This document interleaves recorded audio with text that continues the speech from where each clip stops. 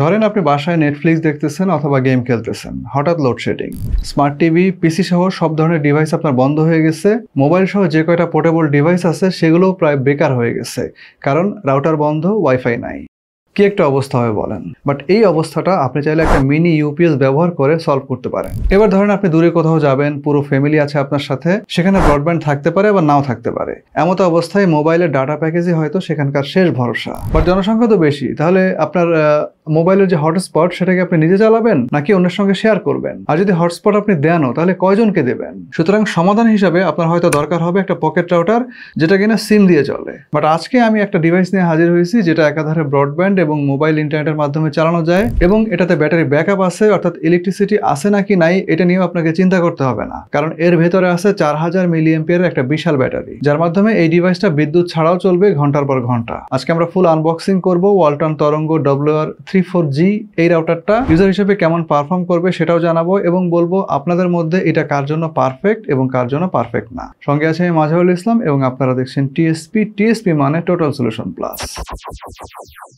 Box খুললে যেসব পাবেন তার মধ্যে প্রথমে থাকবে রাউটার, একটা ব্যাটারি, একটা চার্জিং অ্যাডাপ্টার, একটা RJ45 এর প্যাচ কার্ড এবং একটা ইউজার ম্যানুয়াল। ডিভাইসটা হচ্ছে এই, এবং এটা রিভিউ পারপাজে আমাদের কাছে পাঠাইছে ওয়ালটন। ওদের ওয়েবসাইটে গেলে এর পারচেজ প্রাইসটা দেখতে পাবেন 4550 টাকা। ওয়ারেন্টি টাইম সকল পার্টসপাতি সহ আছে 1 বছর। লিংকটা ডেসক্রিপশনে দেওয়া থাকলো। আমরা প্রথমেই ডিভাইসের নিচে যে ঢাকনাটা আছে এটাকে খুলে ব্যাটারিটা সেট করে নিচ্ছি। এই ঢাকনাটার নিচে আরো একটা ইম্পর্টেন্ট বিষয় আছে, সেটা হচ্ছে সিম কার্ডের স্লট। এই স্লটে আপনি চাইলে যে কোনো কোম্পানির GSM সিম কার্ড ব্যবহার করতে পারবেন। সিম কার্ডের বিষয়টা নিয়ে আমরা একটু পরে আসতেছি, তার আগে এই ডিভাইসটার মধ্যে আর কি ইম্পর্টেন্ট ফ্যাক্টর আছে সেগুলো সম্পর্কে একটু আপনাদেরকে জানাই দেই। ডিভাইসটা হাতে নিলে প্রথমে মনে হবে বেশ সলিড, সাইজের তুলনায় ওয়েট কিঞ্চিত ভারী, দেখতে ছোটখাটো কিন্তু যথেষ্ট প্রফেশনাল। পোর্টেবল ব্যবহারে সহজেই যে কোনো ব্যাগে ক্যারি করা সম্ভব। কালো প্লাস্টিকের বডি, একদম ম্যাট ফিনিশিং, সো ফিঙ্গারপ্রিন্ট পড়ার কোনো সম্ভাবনা নাই। এর বডির আকৃতি একটু ডিফারেন্ট টাইপের, বডি উপরে নিচে ফ্ল্যাট এবং সাইডগুলো রাউন্ডেড কার্ভড। চাইলে টেবিলে, সেলফে অথবা যে কোনো ধরনের ফ্ল্যাট সারফেসে আরামসে দাঁড় করিয়ে রাখা যাবে, কারণ এটাই হচ্ছে এর প্রপার হাউজিং পজিশন।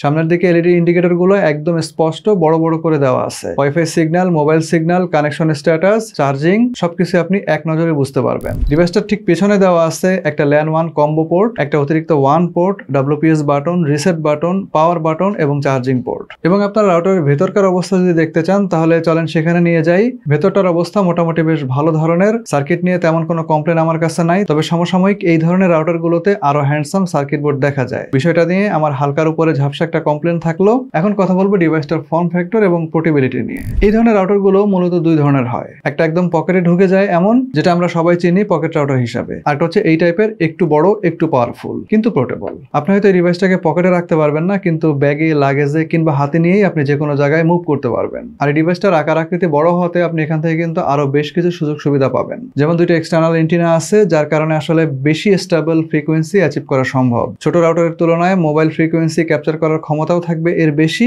এবং ডিভাইস ম্যানেজমেন্ট করার ক্ষমতাও কিন্তু এই ডিভাইসটার বেশি। এবং এই ডিভাইসটা শুধুমাত্র 4G অপারেট করার জন্য না, আপনি চাইলে এটার মাধ্যমে ব্রডব্যান্ড কানেকশনও ইউজ করতে পারবেন। আরো একটা ভালো ব্যাপার হচ্ছে এখানে এক্সট্রা একটা LAN পোর্ট দেওয়া আছে, তাই ল্যাপটপ এবং ডেস্কটপে সরাসরি কেবল কানেকশন দেওয়া যাবে কোনো ঝামেলা ছাড়াই। উপরন্তু সিম মোডে যখন চালাবেন তখন দুইটা পোর্টই আপনার LAN পোর্ট হিসেবে কাজ করবে। আর যেহেতু এর মধ্যে বিল্ট ইন একটা ব্যাটারি আছে, সো ব্যাকআপ ট্যাকআপ নিয়ে টেনশন করার দরকার নাই।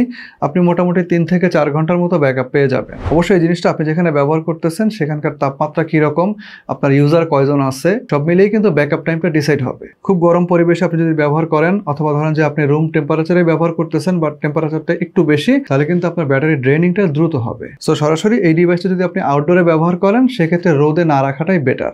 অনেকে জিজ্ঞাসা করেন যে এই ডিভাইসগুলো একসাথে কয়জন চালাতে পারবো।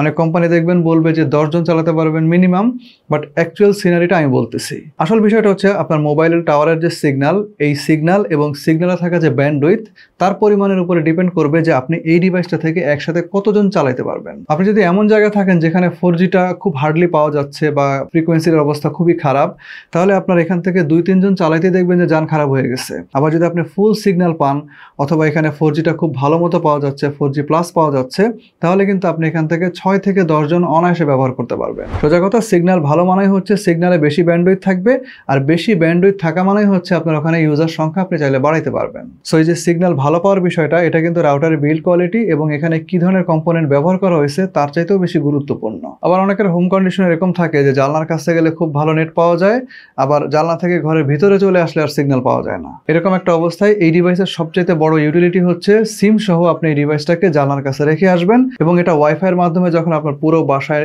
সিগন্যালটা ছড়াই দিবে তখন আপনি সেখানে বসে এই ডিভাইসটার মাধ্যমে মোবাইলের প্যাকেজটা এনজয় করবেন। আমাদের টেস্টে যে রেজাল্ট সেটা হচ্ছে 1000 স্কোয়ার ফিটের মধ্যে এই ডিভাইসটা খুব ভালো পারফর্ম করে। আবার খোলা জায়গায় যখন নিয়ে গেছি সেখানে কিন্তু রেঞ্জটা আরো বেশি পাওয়া গেছে। অ্যাটলিস্ট রাউটার থেকে একদিকে প্রায় 50 ফিটের মতো অনায়াসে যাওয়া যায়। আমরা ক্যান্টনমেন্টের কচুক্ষেত এলাকাতে এটা টেস্ট করছি এবং আপনারা জানেন যে এটা খুবই ক্রাউডেড। এখানে একটা গরুর হাট চলতেছে এখন।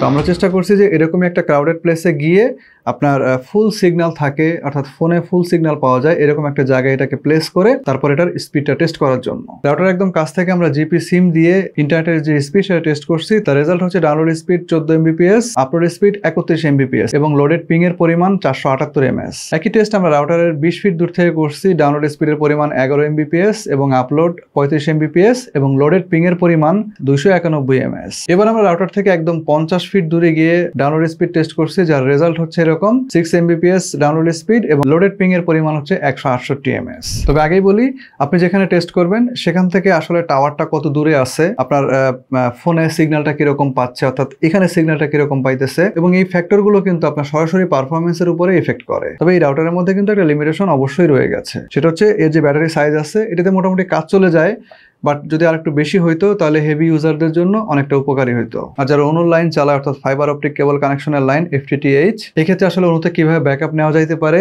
এই বিষয়টা এখানে নাই, কারণ অনু অন না থাকলে কিন্তু আমি নেটটা কমপ্লিট করতে পারতেছি না। ইনফ্যাক্ট আমি যতটুকু দেখছি মার্কেটে এই ধরনের রাউটার আরো যেগুলো আছে সেখানে অনুতে লাইন আমি কিভাবে দিব এরকম কোনো সিস্টেম নাই। সো যারা FTTH লাইন চালান তাদের জন্য ইলেকট্রিসিটি চলে গেলে এই ডিভাইসটা আসলে কতটুকু হেল্প করবে সন্দেহ থাকে। বাট আপনি যদি সিম দিয়ে চালান তখন কিন্তু এই ব্যাকআপটা আপনার কাজে লাগতেছে সব সময়। তবে ওয়ালটন একটা ভালো কাজ করছে, সেটা হচ্ছে এক্সট্রা তারা একটা ল্যান্ড পোর্ট দিচ্ছে, এটা একটা ভালো অ্যাডভান্টেজ। আরেকটা বিষয় হচ্ছে দাম, সেটা হচ্ছে 4550 টাকা। মার্কেটে পাওয়া যায় এরকম সমসাময়িক এই ধরনের আরো যেসব রাউটার আছে সেগুলোর দাম আমি দেখছি প্রায় 5000 টাকার কাছাকাছি। সো দামের দিক থেকে ওয়ালটনকে একটা প্লাস পয়েন্ট দিতেই হয়। সারা জীবন বলে আসছে যে ওয়ালটনের জিনিসের দাম বেশি, দেশি পণ্য হিসাবে কেন তাদের জিনিসের দাম বেশি থাকবে।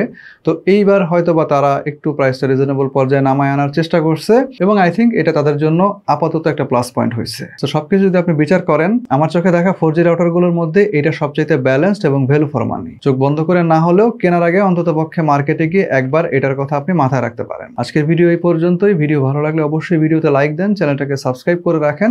খুব শীঘ্রই নতুন কোনো ভিডিও নিয়ে, নতুন কোনো রিভিউ নিয়ে। সে পর্যন্ত সবাই ভালো থাকেন এবং সুস্থ থাকেন। আল্লাহ হাফেজ।